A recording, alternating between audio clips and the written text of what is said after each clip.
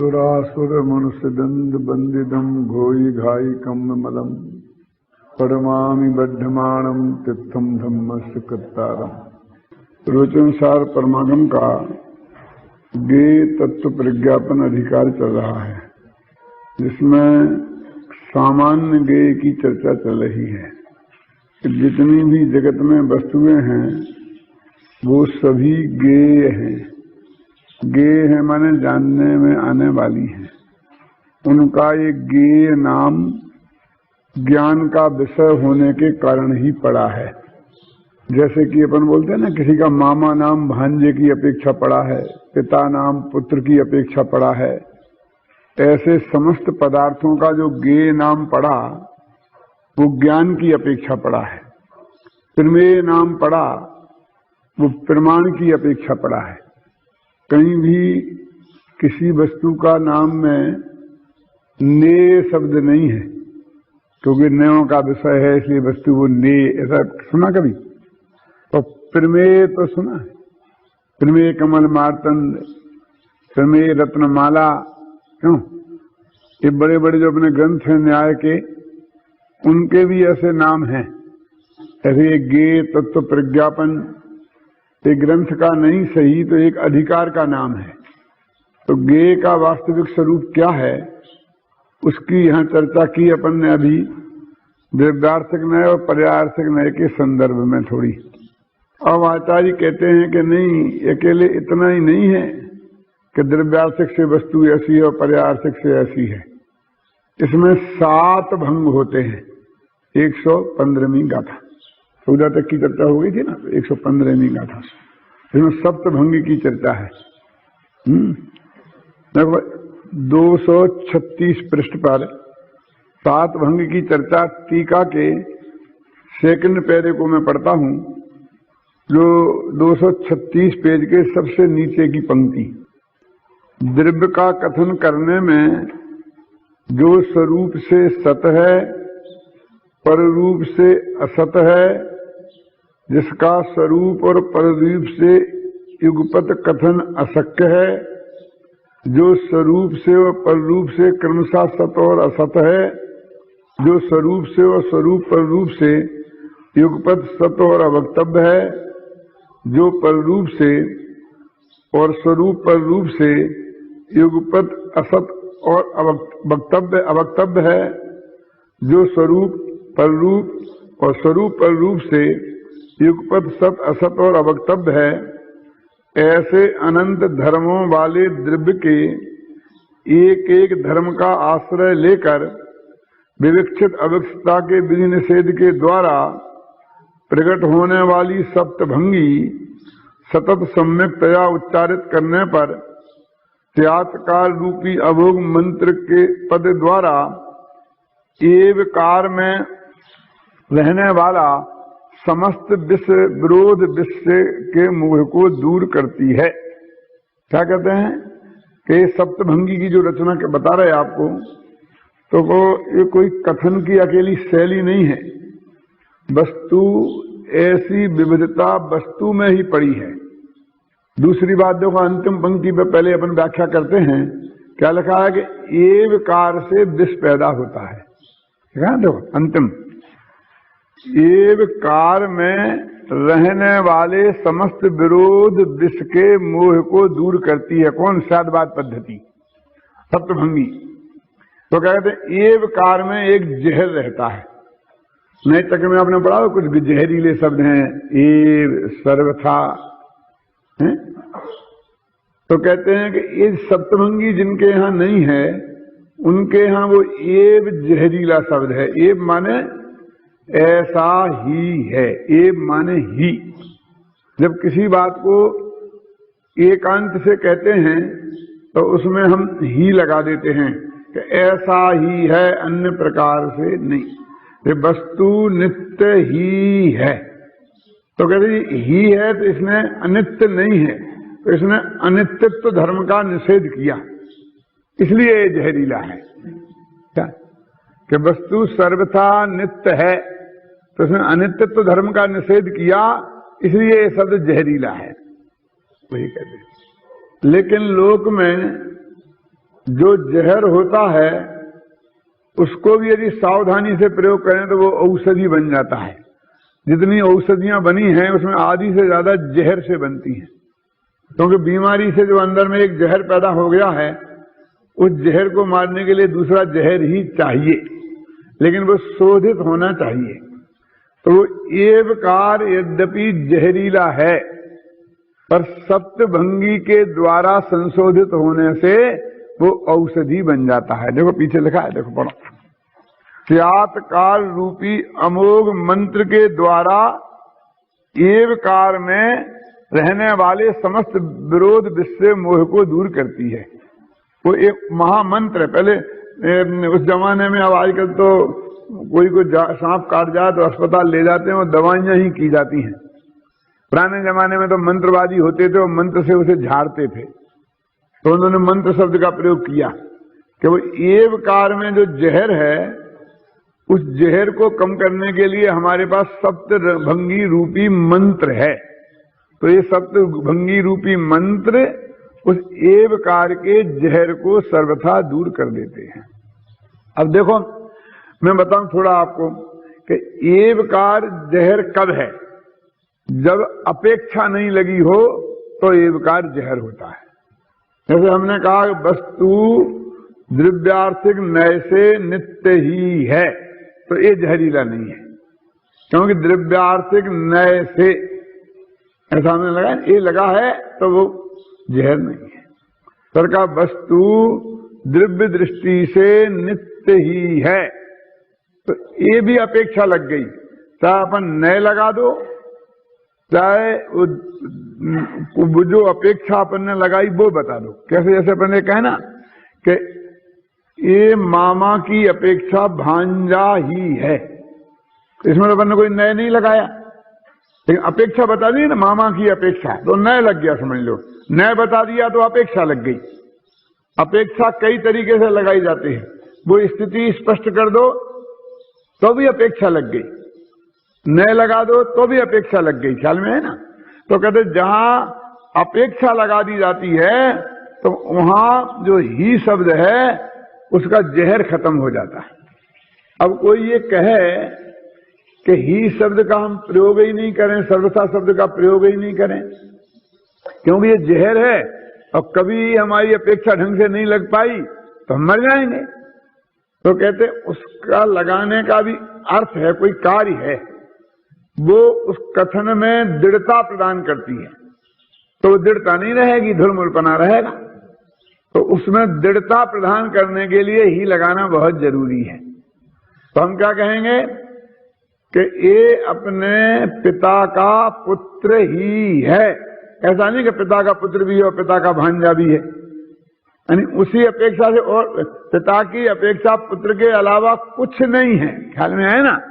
ये जो अन्न का निषेध करने के लिए ही लगाना जरूरी है। अपेक्षा लग जाए तो उस अपेक्षा के अलावा अन्य अपेक्षाओं का निषेध करने के लिए, अन्य का निषेध करने के लिए वो ही का लगाना बहुत जरूरी होता है। देखो मैंने उसमें ऐसा लिखा नए चक्र में कि ही, सर्वथा, एव, ये शब्द जहां अकेले लगते हैं अपेक्षा के साथ तो वहां खतरनाक नहीं है। जब दो मिलके लग जाएं तो खतरनाक हो जाते हैं। क्या कि सर्वथा ही ऐसा है, ऐसा कहें अपन। सर्वथा भी लगा दें और फिर ही भी लगा दें। क्यों? एक और आप समझ लो कि एक नए सप्तभंगी होती है और एक प्रमाण सप्तभंगी होती है। तो नए सप्तभंगी में ही लगता है और प्रमाण सप्तभंगी में भी लगता है। इस चाहे कोई चाहे जहां नहीं लगा देना। जब कथनचित अथवा स्यात् पद लगाया जाता है तो वहां भी लगाना पड़ता है। तो कथनचित ये कोई अपेक्षा नहीं है, स्यात् ये कोई अपेक्षा नहीं है, किसी अपेक्षा कि भाई साहब ऐसा नहीं चलेगा, किसी अपेक्षा। आप तो वह अपेक्षा स्पष्ट कर दो किस अपेक्षा है। क्यों? मैं आपसे बोल दूं ना, किसी अपेक्षा में आ भी सकता हूं और किसी अपेक्षा नहीं भी आऊंगा। तो आप कहें किसी किसी से काम नहीं चलेगा, आप साफ साफ बता दो कि साफ साफ ऐसी बात है कि तबीयत ठीक रही तो आऊंगा और तबीयत ठीक नहीं रही तो नहीं आऊंगा। हाँ, ये समझ में आ गया है। ये तो हम मानते हैं, तबीयत ठीक नहीं होगी तो कैसे आएंगे। तो किसी में तो वो छुपी हुई है ना परिस्थिति। तो जब किसी लगाते हैं किसी अपेक्षा, तो वहां भी लगाना पड़ता है। इसे प्रमाण सप्तभंगी बोलते हैं। स्याद अस्ति स्याद नास्ति, माने किसी अपेक्षा है भी किसी अपेक्षा नहीं भी है, ऐसा समझेंगे ना आपके में। अगर कथनचित शब्द लगाते हैं, स्याद शब्द लगाते हैं, तो भी लगाते हैं, और फिर लगाते हैं अपन द्रव्यार्थिक नए से नित्य ही है, ऐसा गलत हो जाएगा।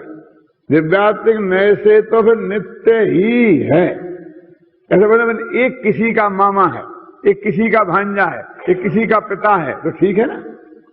लेकिन ये इसका पिता, ये किसी का पिता भी है, ये ठीक है, लेकिन ये इसका पिता भी है, ये ठीक नहीं है। वो अपेक्षा स्पष्ट कर दी जाएगी तो ही लग जाएगी। तो यदि आपने ही और भी लगाने में सावधानी नहीं रखी तो खतरा भी पैदा हो सकता है। ही की जगह भी लग गया और भी की जगह ही लग गया तो सब मामला गड़बड़ हो जाएगा। हाँ, कहां ही लगाना और कहां भी लगाना। तो प्रमाण शब्दभंगी में लगता है भी और नए शब्दभंगी में लगता है ही। देखो, अब एव लगता है ना जिसमें, वो नए शब्दभंगी है। तो अपेक्षा बता दी ना, तो अपन ने किसी बात को दृढ़ता प्रदान की, तो दृढ़ता प्रदान कर दिया, तो फिर वो अपेक्षा बताना भी बहुत जरूरी है। तो किसी अपेक्षा ऐसा कहने से काम नहीं चलेगा। तो अब एक बात है, कहते हैं कि जितनी भी अपेक्षाएं इस जगत में लग रही है वे उतने धर्म वस्तु में हैं। ये तो अभी 7 नए, पहले 2 नए बताए थे, निश्चय व्यवहार दिव्यार्थिक पर्यार्थिक, तो अब ये 7 भंग बता दिए, अभी 47 नए बताएंगे। तो कहते नए तो अनंत होते हैं, जितने धर्म उतने अनंत, जितने गुण उतने नए। तो वो जो बात कही जा रही है वो वस्तु में वो बात होनी चाहिए। अब देखिए, इस शब्दभंगी का स्वरूप समझाने के लिए बहुत सरल शब्दों में मैं आपसे बात करूं तो सबसे पहले जो है, जैसे यद्यपि मूल भंग सत और असत को मूल भंग माना जाता है ना, अस्थि और नास्ति को ये मूल भंग, अस्थि नास्ति अवक्तव्य ऐसे बोलते हैं ना, ये मूल भंग। तो ये मूल भंग क्यों माने जाते हैं? इसलिए माने जाते हैं कि ये जो और भी अपन बोलेंगे उसमें ये तो लगेंगे ही। नित्य है, अस्थि माने है, और फिर लगा नित्य है तो लगा ही है उसमें। अपन बोलते हैं कथनचित नित्यम, माने कथनचित नित्यम अस्ति, ऐसा ही अर्थ है ना उसका। तो ये कोई भी और भंग लगाएंगे उसमें है तो लगेगा ही ना। भिन्न है, अभिन्न है, भिन्ना भिन्न है, अवक्तव्य है। तो ये मूल भंग इसलिए है कि इसके बिना तो काम चलता ही नहीं। ये तो अकेला लगता है, लेकिन और कोई चीज अकेली नहीं लग सकती। स्याद अस्ति, स्याद है, स्याद नास्ति, स्याद नहीं है, स्याद है और नहीं है, स्याद अवक्तव्य। तो ये तो है तो अकेला लग गया, लेकिन नित्य अभिन्न ये अकेले नहीं लगती। एक है ना। अब दूसरी बात समझना कि ये 7 भंग कैसे बनते हैं।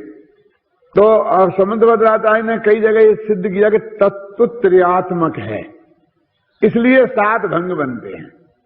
इनमें उनके छंद तस्मात् तत्वम त्रयात्मकम, उत्पाद, व्यय और द्रव्य, ये 3 स्वरूप तत्व है। अपन जिसकी चर्चा पीछे कर चुके हैं।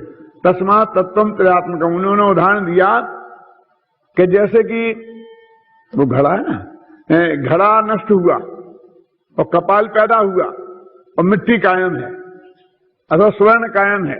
कुंडल नष्ट हुआ, बाजूबंद बने और सोना कायम है। तो कहते हैं कि जब वो बाजूबंद तोड़ के और कुंडल बनाए तो जिसे बाजूबंद प्रिय थे उन्हें शोक हुआ, जिसे कुंडल प्रिय थे उन्हें हर्ष हुआ, और जिसे दोनों से राग द्वेष नहीं था उन्हें सोना प्रिय था, उसे माध्यस्थ भाव रहा। तो लगा घट मौली सुवर्णार्थी नाशोत्पाद स्थिति स्वयं शोक प्रमोद माध्यस्थम जनहा याति सहेतुकम। तो तत्व त्रयात्मक है, 3 बातें हैं तत्व में, और जिन बातों में 3 होंगी उनके भंग 7 बनेंगे। कि कैसे बनेंगे 7 भंग? देखो कि हर बहेरा और आंवला, ये 3 चीजें हैं ना, और इन 3 के हमें चूर्ण बनाना है, तो कितने चूर्ण बनेंगे? तो एक तो ऐसा कि तीनों के अलग अलग बना दो, हर को अकेला पीस दो, बहेरे का अलग, आंवले को अलग, 3 तो ये बन गए अकेले अकेले। अब दुसंयोगी बनाओ कि 2-2 को मिलाओ तो 3 वे बन जाएंगे। कैसे बनेंगे? कि हर और बहेरा का 1, बहेरा और आंवला का 1, और हर और आंवला का 1, 3 हो गए ना। तो 3 और 3 6 बन गए। द्विसंयोगी भंग 3 बनेंगे और 1 त्रिसंयोगी, तीनों को मिला दो तो 7 भंग बन गए। तो हर बहेरा आंवला में 3 पदार्थों से 7 प्रकार के चूर्ण बन सकते हैं, इसलिए सप्तभंगी कहलाते हैं। अनंत भंगी भी होती है। क्या कि मात्रा कम ज्यादा कर दो हर बहेरा आंवले की तो हजारों चूर्ण बन जाएंगे, लेकिन मात्रा कम ज्यादा नहीं करो, मात्रा बराबर बराबर रखो तो 7 ही भंग बनेंगे, उससे ज्यादा नहीं बनेंगे। तो वस्तु में त्रियात्मक पना है, जैसे अस्थि नास्ति और अस्थि नास्ति, ये 3 पना है ना, तो 7 भंग बन जाएंगे वो कहते।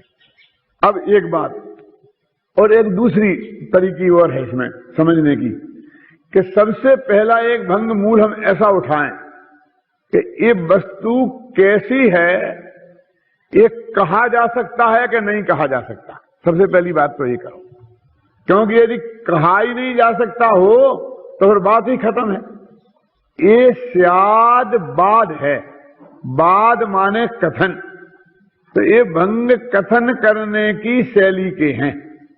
तो अगर तुम कह रहे कि बाद, तो बाद माने कथन करो, तो पहले को कह सकते कि नहीं कि हम वस्तु का स्वरूप है, इसे हम बता सकते कि नहीं, कह सकते कि नहीं, यानी वक्तव्य है कि अवक्तव्य है।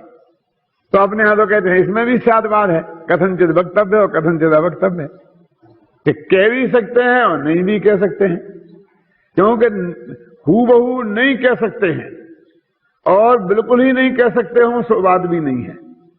जैसे कि अपन डॉक्टर के पास जाते हैं कि डॉक्टर साहब मेरे को पेट में बहुत दर्द है, तो भाई कैसा है, कितना है, कि बहुत, मैं कह नहीं सकता।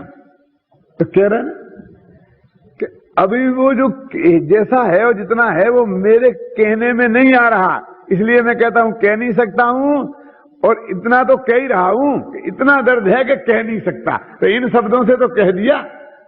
तो डॉक्टर ने एक सुई ली कि उंगली में चुभाई और बोले कितना दर्द है, कि बहुत दर्द है।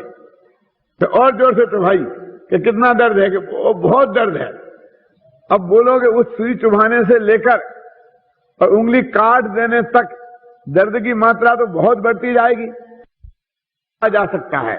इसलिए हम कहते हैं कहे इतना दर्द है कि कह नहीं सकता, और कह रहे हैं ना कि दर्द है और बहुत दर्द है, तो कुछ ना कुछ तो भाव इससे व्यक्त हो रहा है ना, इसलिए वो वक्तव्य है।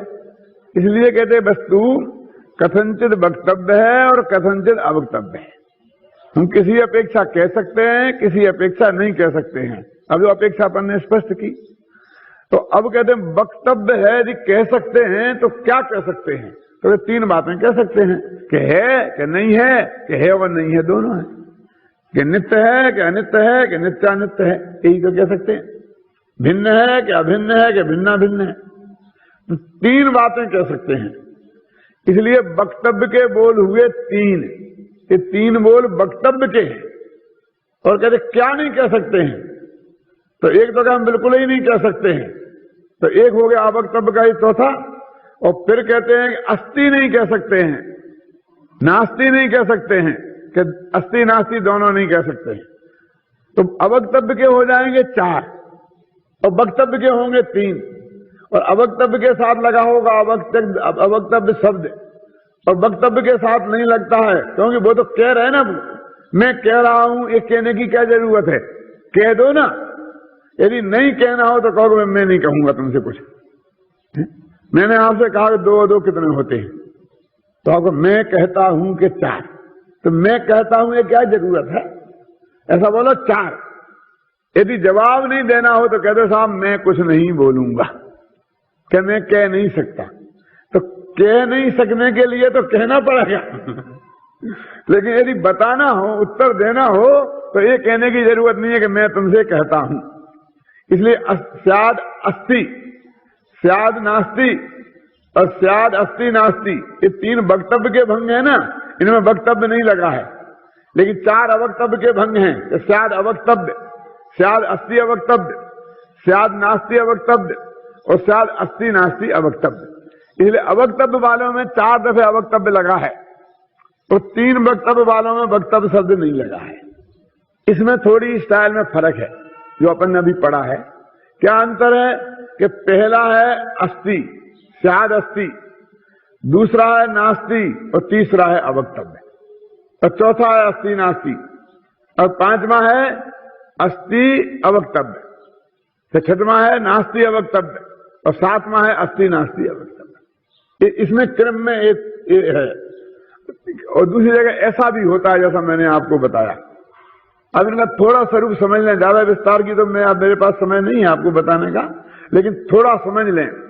कहते हैं कि अब अपेक्षा इसमें कैसी लगाई जाएगी।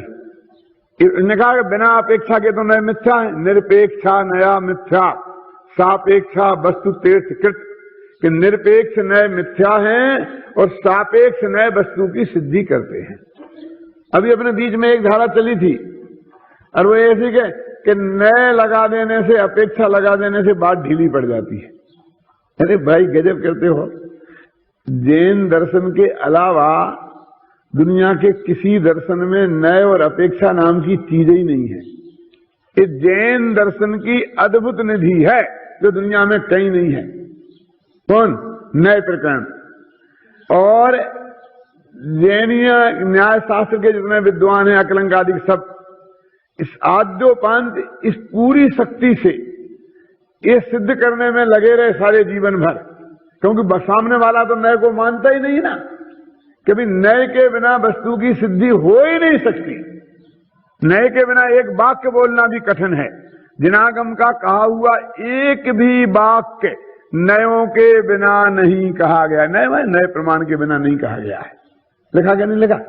भी तो ये सिद्ध करते रहे कि नए के बिना जो बात करोगे तो मिथ्या होगी, अपेक्षा लगा के बिना बात करोगे तो मिथ्या होगी। निरपेक्ष नए मिथ्या है और सापेक्ष वस्तु देते। और तुम कहते हो अपेक्षा लगाने से ढीली पड़ जाती है, और अब बिना अपेक्षा के मजबूत रहती है। बिना अपेक्षा के एकांत रहता है जिसे तुम मजबूत कहते हो। इन्हें लिखा ना, वो तो एवकार में जो विष है, बिना अपेक्षा में जो एवकार है वो जहरीला है, कि आत्मा नित्य ही है, अपेक्षा नहीं लगाओ तो ये जहरीला है। आचार्य कहते हैं, लिखा ना इसमें स्वतंत्र में जहरीला है। तो वो कहते अपेक्षा बताओ इसमें कि वस्तु है तो किस अपेक्षा से है, तो कि स्वचतुष्टय की अपेक्षा से है। सदैव सर्वम को नेच्छेत स्वरूपादि चतुष्टयात्। अपने तो पहले दौर पढ़ाते हैं, अपने हर विद्यार्थियों को याद है। देखो एक पंक्ति बोली तो सब बोलने लग गए। सुरेंद्र कुमार जी, सदैव सर्वम को नेच्छेत। कौन ऐसा मूर्ख होगा कि वस्तु को सद नहीं मानेगा? स्वरूप चतुष्टय की अपेक्षा से, स्वद्रव्य, स्वक्षेत्र, स्वकाल और स्वभाव की अपेक्षा से वस्तु को सत नहीं मानेगा। ऐसा कौन मूर्ख है इस जगत में? ऐसा प्रश्न है, संबंध बदलेगा।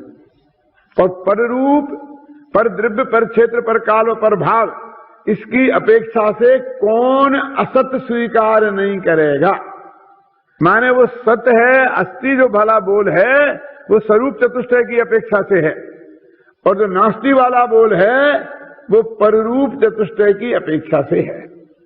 और अवक्तव्य जो है, देखो इसमें सब लिखा है, जिसका स्वरूप और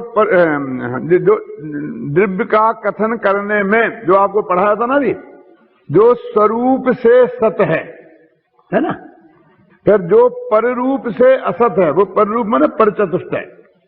जिसका स्वरूप और पररूप से युगपत कथन असत्य है, ये अवक्तव्य है। कि तुम है कि नहीं है? एक बात बोलो एक साथ। तो है तो दोनों ही बातें उसमें, लेकिन दोनों एक साथ कैसे बोले?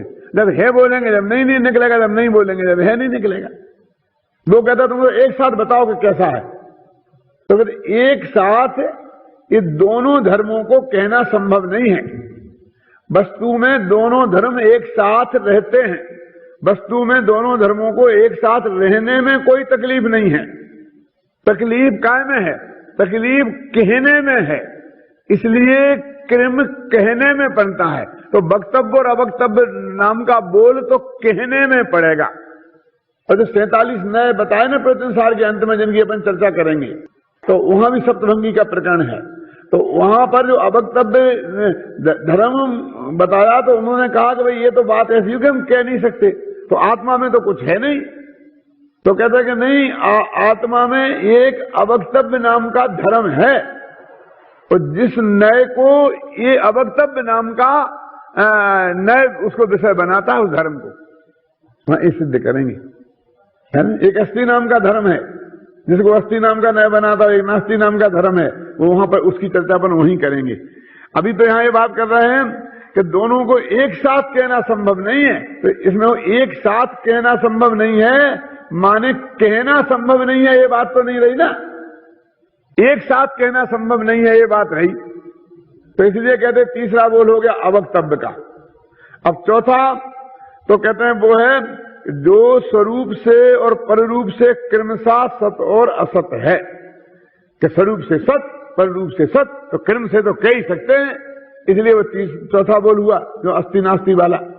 अब पांचवा, अब देखिए, जो स्वरूप से और स्वरूप पर रूप से युगपत, तो स्वरूप से सत और स्वरूप पर रूप से युगपत अवक्तव्य, तो ये दोनों लगाए ना, सत्य और अवक्तव्य, तो इसमें दोनों अपेक्षा लगा दी।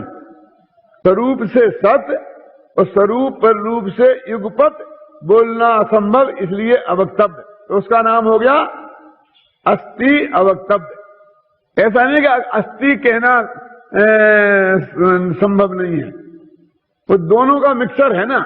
जैसे सत और असत का मिला हुआ बोल सत और असत वाला है, ऐसे ही सत और अवक्तव्य का मिला हुआ बोल सत्य अवक्तव्य है, अस्थि अवक्तव्य है।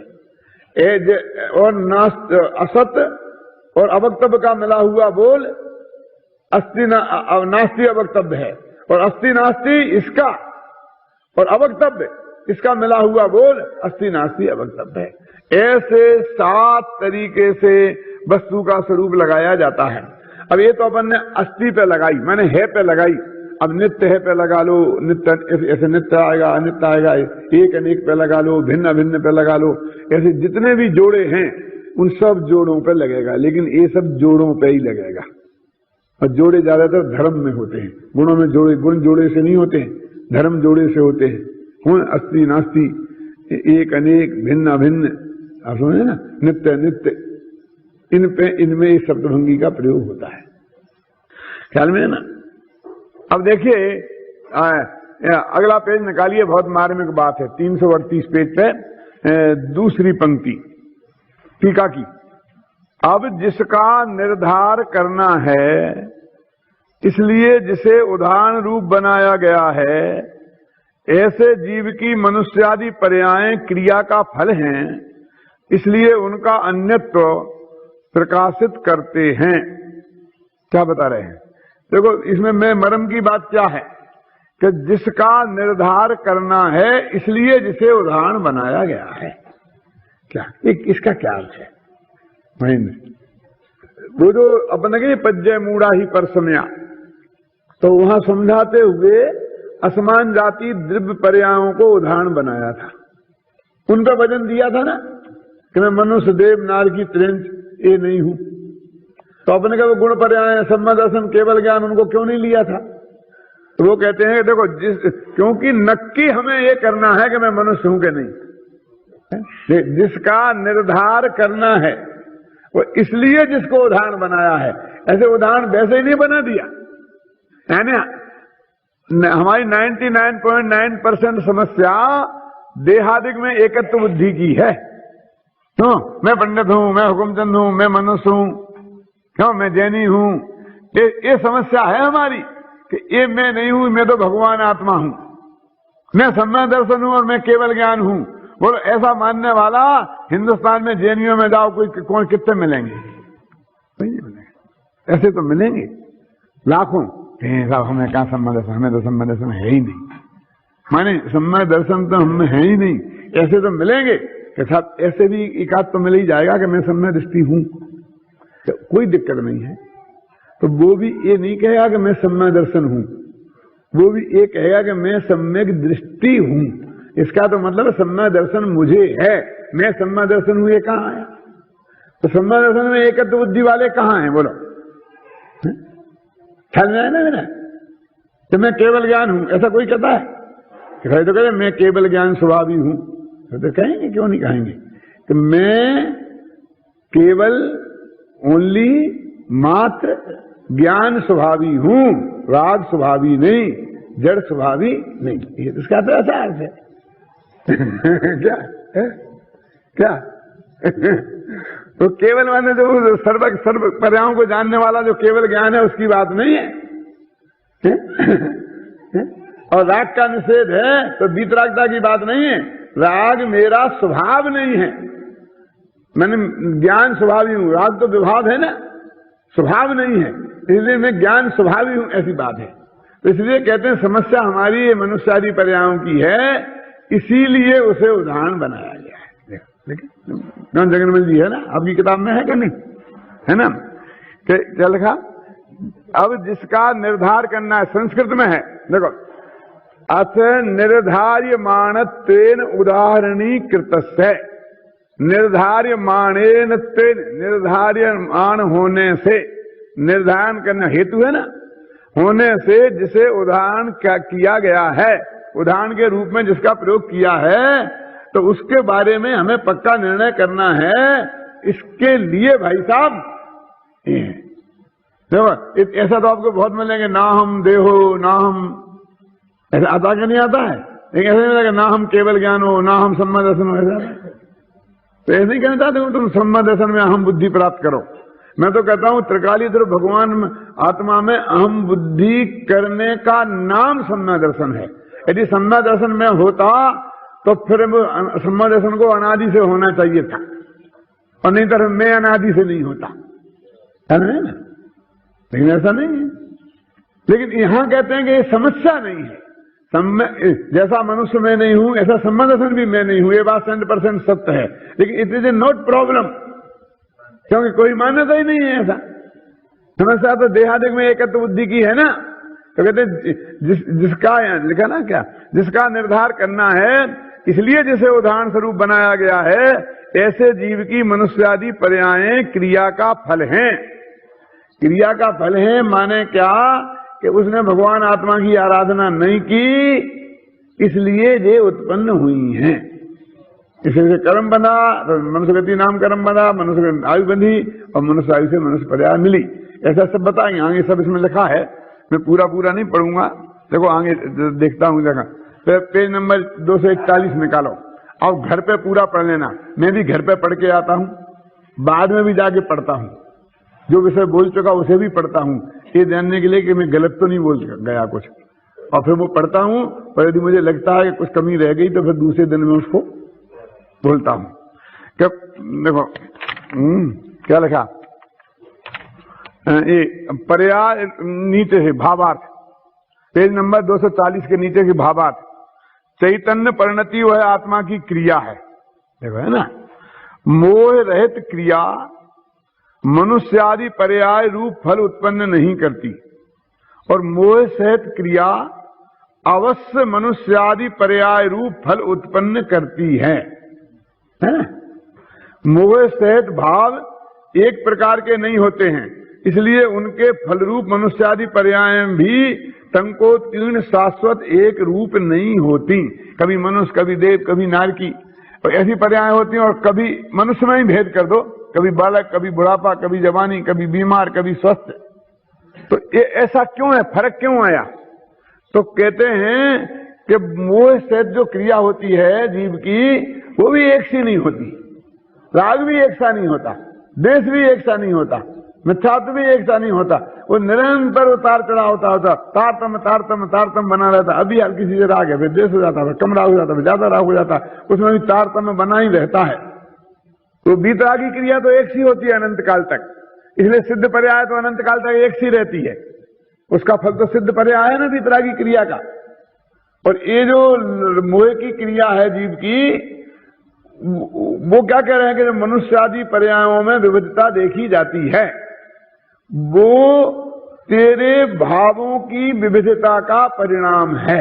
क्या कह रहे जीव से कि तेरी जो मोह की क्रिया है, जिनकी वजह से इनका संयोग हुआ है, उसमें भी इतनी प्रकार की विविधता थी, इसलिए ऐसा हुआ। बहुत से ऐसे लोग कहते हैं कि भाई साहब ये जो एकदम बाढ़ आई और इतने लोग एक साथ मारे गए, तो इतने लोगों ने एक साथ पाप किया होगा क्या? एक से ही पाप उनका उदय आया था क्या? ये तो प्रकृति जन्म है, इसमें तुम्हारा कर्म वरम कहां आता है? अरे भाई ऐसा हो सकता है? कौन सी गजब की बात है? हमारे भाव एक से होते हैं क्या? तो अमेरिका के राष्ट्रपति ने पाकिस्तान के राष्ट्रपति को फटकार सुना दी, तो हम सारे हिंदुस्तानी एक साथ खुश हुए क्या? नहीं। तो सबने एक सही अपना पाप बांधा होगा कि नहीं बांधा होगा? उसका फल एक साथ मिलेगा कि नहीं मिलेगा? और हमको तो सारी जिंदगी में एक आध दफे ऐसा देखने में लगता है कि बाढ़ आ गई तो लाखों लोग एक साथ मर गए। लेकिन तुम्हें पता नहीं है भाई साहब, आप रोज ही नहीं बाढ़ ला रहे हो, ऊपर को मुंह करके चाहे जहां पेशाब करने बैठ जाते हो और वहां हमारे चींटियों की लाइन जा रही हो, तो उनके लिए तो गंगा जी में बाढ़ आ गई। लाखों जीव एक साथ मरते नहीं देखे जाते निगोद में? आपने आलू जमीकन खाए और उसे चाय जैसा उबालना शुरू कर दिया, क्यों? तो वे लाखों जीव एक साथ उबले कि नहीं उबले? तुम 2-4 वर्ष की एक घटना पर बात करते हो, ऐसी घटनाएं रोजाना हो रही हैं और रोजाना ही 1 से 50 बातों में 1 से भाव हो रहे हैं। तो वो कहते हैं तुम्हारी क्रिया का फल है। ये बता रहे हैं कि जो मनुष्यादि पर्यायों में जो एक रूपता नहीं है, जो निरंतर परिवर्तन अलग अलग पना देखने में आता है, वो पर्याय तेरी क्रिया का फल हैं। देखो अब आगे जो गाथा है ना, वो बहुत अच्छी है, उसकी टीका पढ़ते हैं। क्रिया वास्तव में आत्मा के द्वारा प्राप्त होने से कर्म है, अर्थात क्रिया को आत्मा प्राप्त करता है, पहुंचता है, इसलिए वास्तव में क्रिया आत्मा का कर्म है। उसके निमित्त से परिणमन को प्राप्त होता हुआ, मानो क्रिया माने मोह राग द्वेष रूप भाव की बात है, द्रव्य कर्म रूप से परिणमन करता हुआ पुद्गल भी कर्म है। वो क्या कहते हैं कि पुद्गल जो ज्ञानावरण आदि है, इनका कर्म नाम क्यों पड़ा? इनका कर्म नाम ही इसलिए पड़ा है कि वो कि तेरा जो राग द्वेष मोह है ना, वो उनमें निमित्त बना है, उनके बंधन में। और चूंकि ये तेरा कर्म है, इसकी वजह से उसका नाम पड़ गया कर्म। तेरे अपराध के फल में उसका नाम कर्म पड़ा है। वो काय को कर्म है? वो तो पुद्गल है। तो कर्म के उदय से जो हमारे मोह राग द्वेष के भाव होते हैं, इसलिए वे भाव कर्म कहलाते हैं। ऐसा नहीं है कि तूने जो राग द्वेष किए थे वो है कर्म तेरे। कर्म माने तेरे कार्य हैं। ज्ञान भी तेरा कर्म है और राग भी तेरा कर्म है। देखो यहाँ राग का कर्ता भगवान आत्मा को बता के बात कर रहे हैं। अब यहाँ समय सारा याद नहीं करना। कौन सा कर्म है?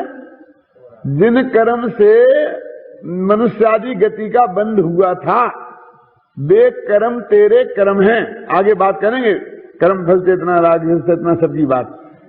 तो उनके कारण चूंकि वो निमित्त थे और इससे जो ज्ञानावरणादि रूप कर्माण वगैरह परिणमित हुई, इसलिए इनका नाम पड़ गया कर्म।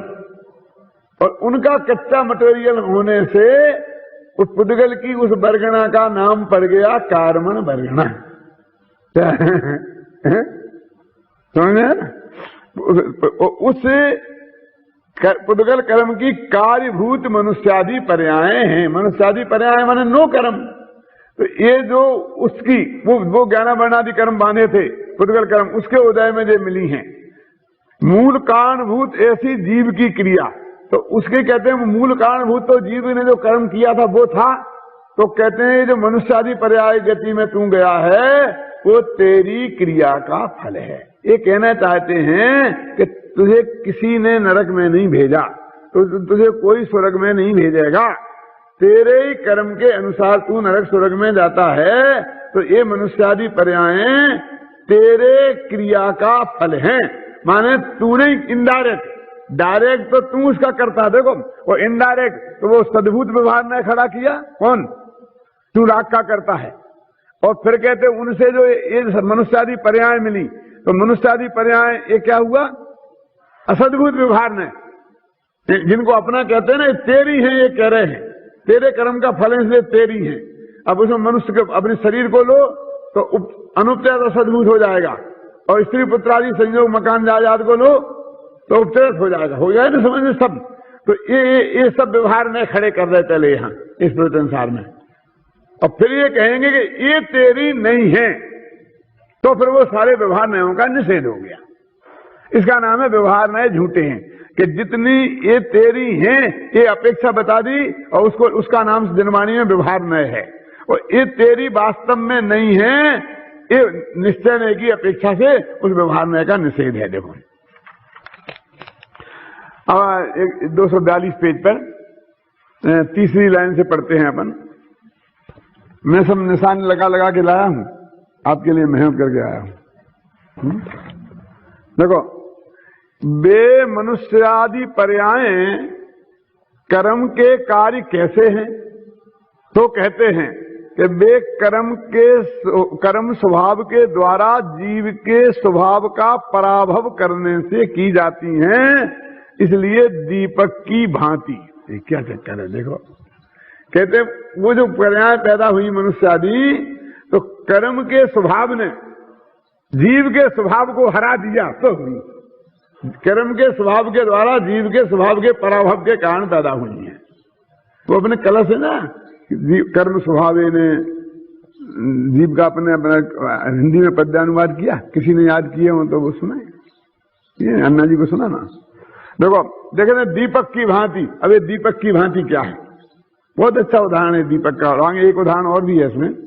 दीपक की भांति देखो क्या है, जैसे ज्योति मन लो, दीपक की लो के स्वभाव के द्वारा तेल के स्वभाव का पराभव करके किया जाने वाला दीपक की ज्योति का कार्य है, उसी प्रकार कर्म के स्वभाव द्वारा जीव के स्वभाव का पराभव करके की जाने वाली मनुष्य आदि पर्यायों के कार्य है। क्या समझ में आया? नहीं आया? कहते जो लो है ना, लो दीपक माने लो, असली दीपक उस सकोरे का नाम नहीं है, दीपक तेल का नाम नहीं है, दीपक बाती का नाम नहीं है, दीपक काय का नाम है? उन लो का नाम है, और उसकी वजह से सारे उस परिकर को दीपक कह देते हैं। कहते वो दीपक ने माने लो ने जो उजेला करने का काम किया है, तो वो खुद ने कुछ नहीं किया, तेल की सत्ता का नाश करके किया है, तेल के स्वभाव का पराभव करके किया है। क्या खुद का कुछ नहीं है? क्या जो तेल का पराभव करके किया है ना, तो कर्म ने जो तुझे मनुष्य आदि पर्याय दी हैं, तेरे आत्मा का पराभव करके दी है, तेल का नाश करके दी है, तेरे आत्मा का सत्य नाश करके तेरे को ये मनुष्य आदि पर्याय तेरे को मिली है। कि सब कर्म ने दी, कर्म का फल है, कर्म ने दी, तो हे कर्म देवता, हे कर्म देवता। कर्म को देवता काय को मानता है? कि सब उनने दिया है ना, उनने दिया है ना। क्या समझ में आया? समझना कि किसी को जरूरत थी तो किसी ने 1 लाख रुपया उसे सहायता करने के लिए दिए, तो वो कहते कि हमें आपका उपकार मानता हूं, आपका उपकार। काय को उपकार मानता है? कि तेरे पुण्य का उदय के बिना मैं तेरे को 1 पैसा नहीं दे सकता हूं। वो तेरा 1 लाख रुपए प्राप्त करने का पुण्य था, वो खर्च हो गया, बेटा धोखे में मत रहना। उस लो ने, दीपक ने तेल को खाकर तेल का पराभव करके किया है जो कुछ हुआ है, ऐसे ही कर्म ने आत्मा के स्वभाव का पराभव करके ये मनुष्यादि पर्याय उनके निमित्त से तेरे को मिली हैं। देखो अब अगली टीका 243 पेज पर देखो कि वे पराभव कैसे किया, वो सब बात बता रहे। पराभव का मतलब क्या है, कैसे किया? कि यह मनुष्यादि पर्याय नाम कर्म से निष्पन्न है। इन नाम कर्म के उदय से मनुष्यादि पर्याय मिलती ना, अपने शास्त्र में आता है। किंतु इतने से भी वहां जीव के स्वभाव का पराभव नहीं है। जैसे कनकबद्ध माणिक वाले कंकड़ों में माणिक के स्वभाव का पराभव नहीं होता, तदनुसार जो वहां जीव के स्वभाव को उपलब्ध नहीं करता, अनुभव नहीं करता, सो तो स्वकर्म रूप परिणमित होने से है, पानी के पूर की भांति। क्या कहते हैं? बहुत अच्छा होता। जैसे पानी का पूर प्रदेश से और स्वाद से निम्वक चंदनादि बनराजी रूप रूप होता परिणमित होता हुआ परिणमित होता हुआ अपने द्रव्यत्व स्वादित्व रूप स्वभाव को उपलब्ध नहीं करता, उसी प्रकार आत्मा भी प्रदेश से और भाव से स्वकर्म रूप परिणमित होने से अमूर्तत्व और निरुपराग रूप विशुद्ध मतित्व स्वभाव को उपलब्ध नहीं करता। मालूम क्या कह रहे? दो उदाहरण दे दे। एक तो क्या है माणिक की भांति और एक है दूसरा क्या है पानी के पूर की भांति। क्या कह रहे सुनो। कहते कि वो तो कर्म के संयोग में है तो मेरा आत्मा का स्वभाव पराभव हो गया। नहीं नहीं नहीं नहीं नहीं, मैं शरीर के संयोग में आ गया तो आत्मा हार गया। कि नहीं हारा है। क्यों? कि माणिक को सोने में जड़ दो तो माणिक का पराभव नहीं होता है। सोना भी दिखता रहता है और माणिक भी दिखता रहता है। तो ऐसा मनुष्य पर्याय में तेरा भगवान आत्मा माणिक जड़ गया। मनुष्य पर्याय है सोना और तेरा भगवान आत्मा है माणिक, उसने जड़ दिया तो वो तो अलग अलग चमक रहा है। तो ज्ञान तो अलग चमक रहा है ना। तो कहते जैसे सोने में जड़ा हुआ माणिक का पराभव नहीं होता है, तो सोने में जड़ने से जड़ा हुआ हो तो भी पराभव नहीं होता है। तो ऐसे तेरे भगवान आत्मा का मनुष्य आदि पर्यायों में रहने से पराभव हुआ है, सो बात नहीं है। तो पराभव का कारण क्या है? कि पानी की पूर की भांति हुआ है। कि पानी का पूर क्या? कि पानी जो बिल्कुल निर्मल था हिमालय के वहां से बहा था और बहते बहते वो ऐसे जंगल में से निकला जहां नीम ही नीम के पेड़ थे। क्या समझे ना? लेकिन वृक्षों की राजी लिखा ना, चंदनादि के वन में से निकला अथवा नीम के वन में से निकला। तो चंदनादि के वन में से निकला तो सुगंधित हो गया और नीम के वृक्षों के पास से निकला तो कड़वा हो गया। तो पानी का जो मूल गंध भी नहीं रही और मूल स्वाद भी नहीं रहा। तो पानी का जो पराभव हुआ क्योंकि उसका मूल स्वभाव तिरोहित हो गया ना, वो तो चंदनादि और नीम के संयोग में से निकला, उसमें से हुआ। तो ऐसा कहते हैं कि तेरा उस आत्मनुष्य पर्याय में जड़ जाने से नहीं हुआ पराभव, तू मोहराग देश रूप भावों में से निकला इसलिए तेरा पराभव हुआ है। क्योंकि तू संयोग पर अपराध नहीं मर दे। लिखा ना, फिर पढ़ता हूं तो आपको ख्याल में आएगा सभी। जीव के स्वभाव का पराभव निकाल यह मनुष्य आदि पर्याय नाम कर्म से निष्पन्न है, किंतु इतने से भी वहां जीव के स्वभाव का पराभव नहीं है। मिल गया? जैसे कनकबद्ध सोने में जड़े हुए माणिक वाले कंकड़ों में माणिक के स्वभाव का पराभव नहीं होता, तदनुसार तो ठीक है। जो वहां जीव के स्वभाव को उपलब्ध नहीं करता है, मन आत्मा का अनुभव नहीं करता है, सो तो सुकर्म रूप परिणमित होने से, माने वो भाव कर्म रूप परिणमित हुआ ना। स्वकर्म अपना निज का कर्म था जिसकी वजह से ज्ञानावरण आदि को कर्म नाम पड़ा। पानी के पूर की भांति, जैसे पानी का पूर प्रदेश से और स्वाद से निम्न चंदनादि बनराजी रूप नीम चंदन इत्यादि वृक्षों की लंबी पंक्ति रूप परिणमित होता हुआ अपने द्रवत्व और स्वादित्व रूप स्वभाव को उपलब्ध नहीं करता। यहां तो ऐसा कह रहे कि वो नीम में ही चढ़ गया पानी और चंदन के वृक्ष में चढ़ गया, माने बह गया आगे, वहां से निकलते हुए नहीं। नीम में भी पानी पना तो है ना, गीलापन निकलता ना। अब फिर उसमें से जो अपन निकालें, नीम की पत्तियों का रस निकालें, नीम के तने में से रस निकालें, चंदन का रस निकालें, तो उसने दो चीजें खोई कि एक तो अपना स्वाद खोया, अपनी गंध खोई और अपना प्रवाही स्वभाव खोया। प्रवाही समझे? बहने का स्वभाव खोया। क्योंकि वृक्ष में गया तो वहीं रह गया, तो बहना बंद हो गया। जितना वृक्ष ने सोख लिया पानी को, तो पानी का प्रवाही स्वभाव भी खत्म हो गया। तो ऐसे तेरे भाव कर्म के वजह से सारा गड़बड़ी हुई, देखोगे ना। उसी प्रकार आत्मा भी प्रदेश से और भाव से स्वकर्म रूप परिणमित होने से अमूर्तत्व और अमूर्तत्व का मूर्ति हो गया, पूर्ति पुत्र शरीर के साथ में निरुपराग विशुद्ध मतित्व स्वभाव को उपलब्ध नहीं करता है। ये तेरी गड़बड़ी है, ये गड़बड़ी का कारण है। क्या कह रहे हैं? ये प्रत्यंसार की शैली देखो, भाव कर्म का करता और द्रव्य कर्म का भी, और उसके शरीरादिक की मनुष्यादिक का। क्योंकि यदि सबका ही अकर्ता है तो फिर संसार ही नहीं होना चाहिए था, और फिर ऐसे तो अन्याय हो जाता ना। ऐसा अकर्ता तो सांख्य मानते हैं। क्यों? कल मैं समय सार पढ़ता था निकाल के मैंने दादा को और अनुभव वगैरह को बताया भी। जयसेनाचार्य ने एक बहुत बढ़िया बात लिखी है। गाथाएं तो वो चल रही हैं, कौन सी, सेडिया वाली, सेठका वाली, उन्होंने उसमें प्रश्नोत्तर किए हैं। अब प्रश्नोत्तर में किंच कह करके और एक बात डाली, तो उसमें लिखा आत्मा पर को व्यवहार से जानता है ना, इसकी चर्चा है। तो उन्होंने कहा कि इसमें ये सिद्ध किया, तो ये बताया कि ऐसी मान्यता तो कि वो पर को जानता ही नहीं है, ऐसी मान्यता तो बौद्धों की है, उसने ये सिद्ध किया। ऐसी मान्यता मैंने उसको अनुवाद करके और फिर दिया है वितराग विज्ञान में, आप उसमें पढ़ना कि ये मान्यता तो बौद्धों की है, और ऐसा तुम कह के बौद्ध मत को ग्रहण कर रहे हो, ये सिद्ध किया है उसमें। विस्तार से भी समझ नहीं पड़ता।